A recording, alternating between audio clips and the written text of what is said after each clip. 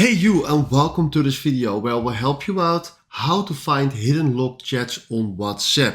I will show you exactly how to do everything, so let's start with this tutorial. Alright, I'm having here a chat, and if I swipe from right to the left, we can click on more and then do lock chat.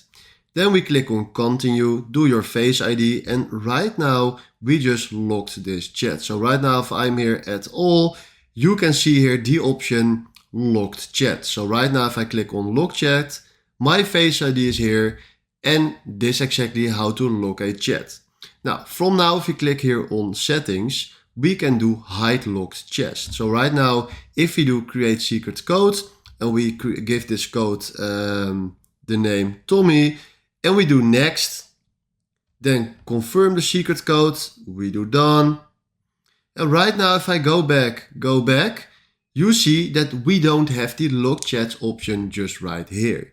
But hey, if I now search here for Tommy and we click here on lock chats, we have our chat exactly right here. So if you click then on my name and do settings and then turn this one off, do continue, and we go back and refresh, you see that we find our lock chat that was hidden back on WhatsApp. So this is exactly how you can do this.